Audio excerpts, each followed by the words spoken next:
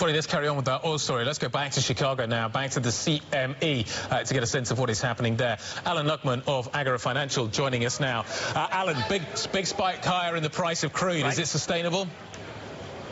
I think so. So I was very positive on the energy sector before today, before this breakout blast. If you looked at the risk reward, it hadn't been very correlated, or there's been a delay in the price action in the energy stocks compared to the overall stock market. So from risk reward standpoint, a lot of these had some good value. Now we're seeing this breakout today above 60, which is very important. We've seen crude oil trade between 50 and 60 now for 3 months, and let's see if it can sustain this. That targets at $70 a barrel. And let's remember, $75 is where we were last year in October, and that's when the stock market was at its high. So I don't look at that as a pressure on stocks. I think it's just more symbolic that we were less concerned about the global growth story, I think.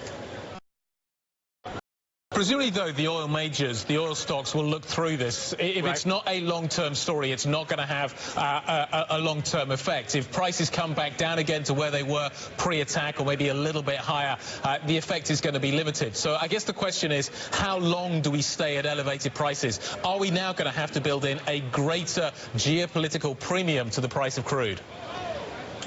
Well, it is interesting that we're finally seeing some reaction to what's happening in the Middle East, whereas the oil markets have really ignored it for the last couple of years. Now, I think today could be the start of something. Now, crude oil as an asset class, as value, has had a series of higher highs and higher lows over the last few months. Now, this is a breakout.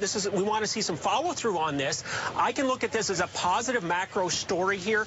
And to get back to some of the majors you talked about, if you look at Exxon's been a Dow dog. It's only up 6%, whereas the Dow's up 17%. Coming into today. So Exxon's been trading between 65 and 85. Today it got above 75, which is the midpoint of that. So I think there's some value there. I think you'll see some rotation into these stocks that have kind of been left behind. Yep, some of those value names beginning to catch a bit over the last couple of weeks. Alan, thanks for your time. Alan Luckman joining us from Agora Financial.